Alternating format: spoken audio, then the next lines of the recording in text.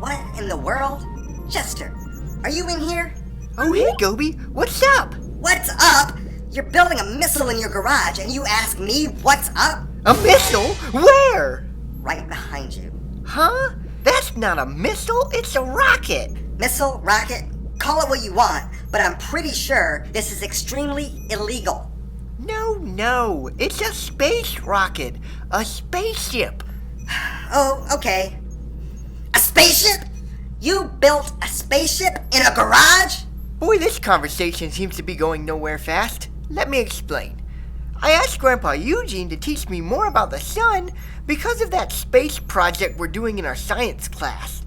Grandpa Eugene told me that I should try and do the research on my own first, so I decided to build a rocket. It doesn't really work, does it? Why do you always ask me that when I build something? Because I always hope I'm right. Well, you're wrong again. This baby is set to blast off in just a few seconds. Oh no. Is that why you called and asked me to come over? Yepperoonie, let's go ahead and get on board.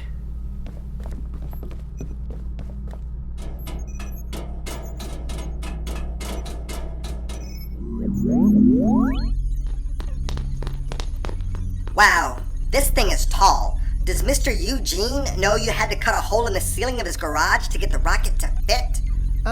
No. But what he doesn't know won't hurt him, right? Right, because he'll never notice a giant hole in his roof. Exactly! Ready to lift off in T-minus 5 seconds and counting. 4, 3, 2, 1, blast off!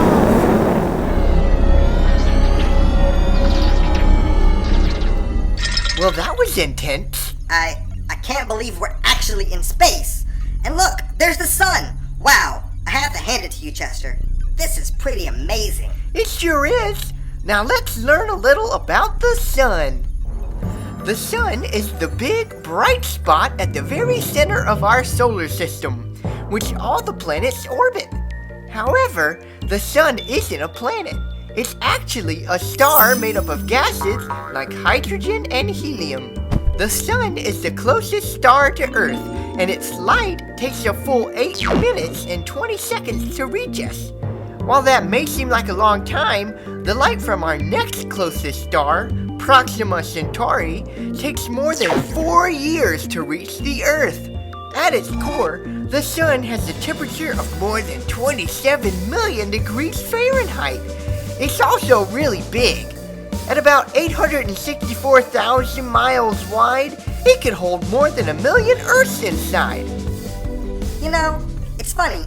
We see the sun and its effects every day, but we don't really think about all that it does for us. Yeah, I would say it's very important. Could you imagine what Earth would be like without the sun? Without the sun, I'm guessing the Earth would be a frozen wasteland. Exactly! No life could survive on Earth without it. Well, did you learn enough about the sun, Chester? I would say so. I'm definitely ready to start my science project now. You mean this rocket isn't part of the project? Ha! Don't be silly.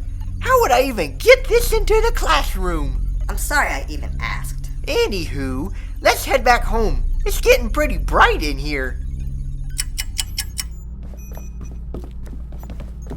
Hey Chester, something you said inside the rocket got me thinking. Oh yeah? What's that? You said something about the sun's light being bright. It reminded me about something from the Bible and how we're supposed to be light. Matthew 5:14-16 says, "You are the light of the world. A town built on a hill cannot be hidden. Neither do people light a lamp and put it under a bowl. Instead, they put it on its stand, and it gives light to everyone in the house. In the same way, let your light shine before others, that they may see your good deeds and glorify the Father in heaven."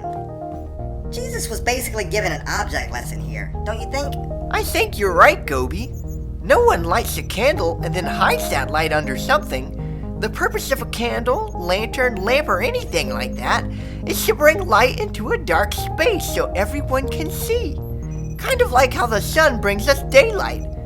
But what about the part where it says, let your light shine before others? Well, just like the sun gives light to the earth, Jesus also gives us a light. When we live a life that is pleasing to Him, the light of Jesus shines in and through us.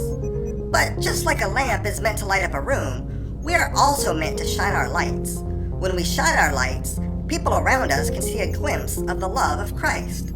So we need to be sure that we are shining the light of Jesus as much as we can, so that as many people as possible can see it.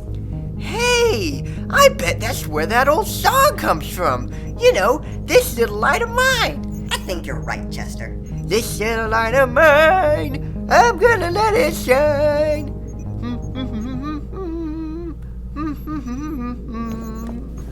Chester, what are you and Gobi doing in here? I know it sounds crazy, but I thought I heard a rocket blasting off.